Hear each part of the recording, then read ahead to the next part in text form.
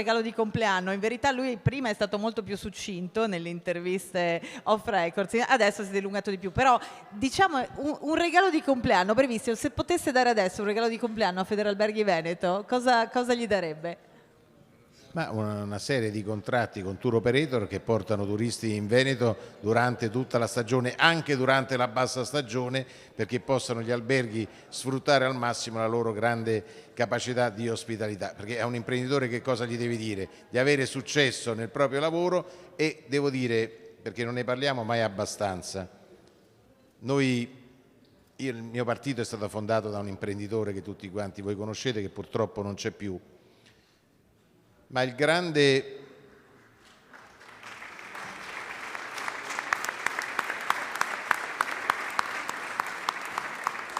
grazie. Il grande successo di un imprenditore, e voi lo siete, non è quello di fare affari, che è una cosa certamente bellissima, dà successo, ma io credo che ogni imprenditore in cuor suo, quando ottiene un successo economico professionale, possa dire a 5, 10 giovani, vieni a lavorare, ti do un posto di lavoro, e questo magari fa sorridere qualche famiglia o qualche disoccupato. Questo credo che sia la cosa più bella che possa fare un imprenditore. A volte non è facile, però credo che voi possiate fare molto anche per il futuro del nostro Paese, perché senza impresa non c'è lavoro. Senza lavoro non c'è né libertà né dignità. Grazie per metterci sempre la faccia, grazie per rischiare in proprio, grazie per far lavorare tanti italiani e anche tanti stranieri che se non lavorassero da voi chissà cosa farebbero. Quindi grazie, grazie di cuore per quello che fate. Grazie.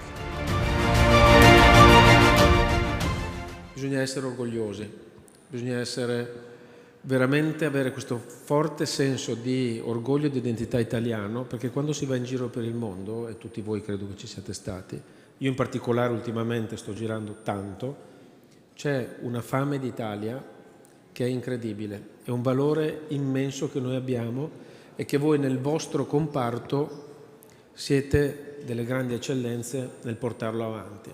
E fatelo, continuate a lavorare come fate, perché all'estero ci conoscono per quello che siete voi, per come li accogliete, per come gli fate vedere la nostra Italia e per come gliela fate apprezzare. Torno al Made in Italy. Il Made in Italy nel 2019 esportava 480 miliardi di euro, nel 2022 ha esportato 620 miliardi di euro. Quindi capite che il vero merito lo avete voi come imprenditori.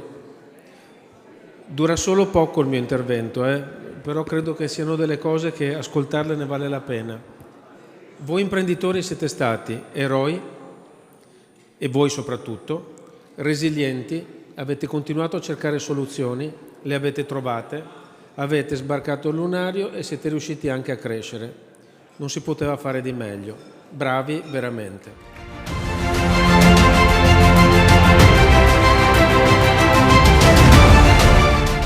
50 anni di pionierismo, di grande imprenditoria, di dedizione, di identità e di grande amore per il Veneto. Quando c'è un albergatore c'è un presidio di identità, ma c'è anche un grande elemento di promozione di quello che è la nostra economia, di quello che sono i nostri territori e di quello che è il Veneto nel mondo.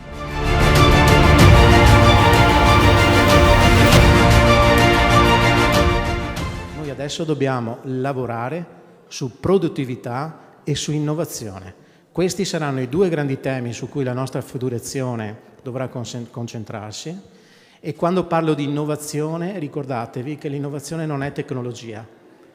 Non è tecnologia. L'innovazione la fanno le persone. Le persone siete voi e voi dovrete continuare a essere la voce dei vostri clienti. Quindi l'ascolto. Voi dovrete continuare, noi dovremo continuare a portare la bandiera nei nostri ospiti.